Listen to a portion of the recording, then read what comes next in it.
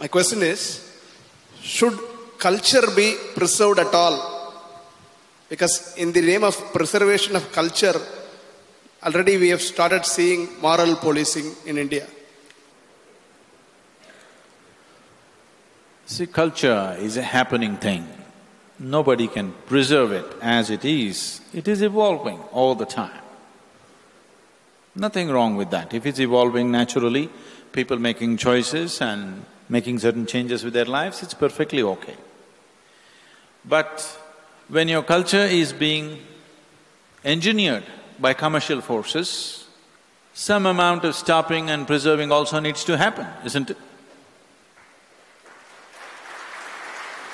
If naturally it's evolving, people are making their choices to eat differently, to dress differently, to do things differently, it's perfectly okay. So, for commercial forces are anyway having budgets to change your culture, having a strategy to change your culture. When it is so, I think you should also have a strategy not to allow that to happen.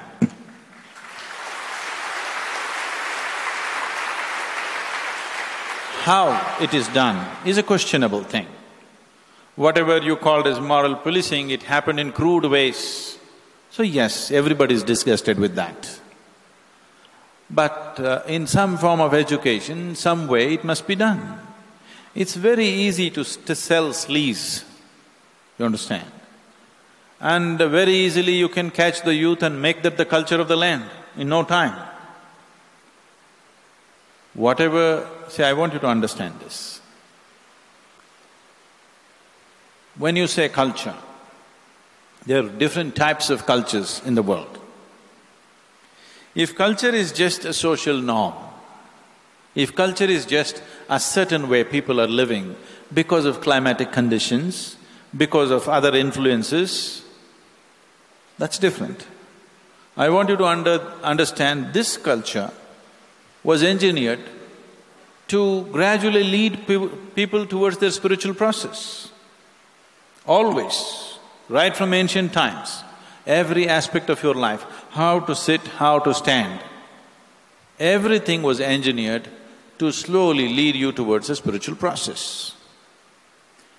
And I think that part of the culture has to be preserved. I don't care how you dress, what you do, but there are many aspects of culture which are essentially a yogic science implanted into people's lives, so that without even knowing you're practicing yoga. This was done thousands of years ago. Like a mother teaches a child to brush his teeth, like that yoga should happen in their homes.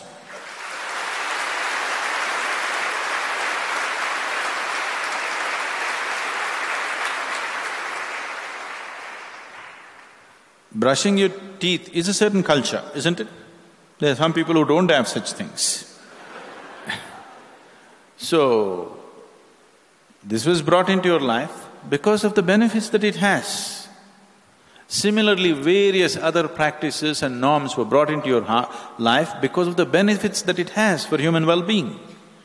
Now some commercial force is coming and removing everything for their benefit. If you don't stop it in some way, they will take away everything.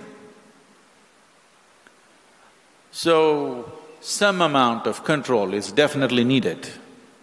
If people are making their choices and slowly evolving into something else, that is nobody's business, okay? That is nobody's business. Every human being has a right to choose and change his life the way he wants. But right now, I want you to understand, most human beings are not choosing, they are being forced to make choices, isn't it? The commercial establishments, the marketing departments are larger than the production departments in most companies, and they're just campaigning. If you don't do some kind of stoppage, it must be done gently, sensibly, but unfortunately, because saner voices in the society never speak, the crude ones get onto the street and do the job. That's all that's happening, because saner voices never speak. If saner voices speak, there will be no room for all those street goons to take up this job. It need not be policed. But education is needed, definitely, isn't it? Yes or no? Education is definitely needed. What is the significance of doing what we have been doing for these thousands of years? This education is definitely needed. Because the education is missing, somebody is trying to educate you on the street with a stick in their hand. So, because you and me have not taken the responsibility of educating people properly, somebody is trying to do it in their own way. It's unfortunate, but that's how it will happen. That is how it will happen if we don't do it the right way.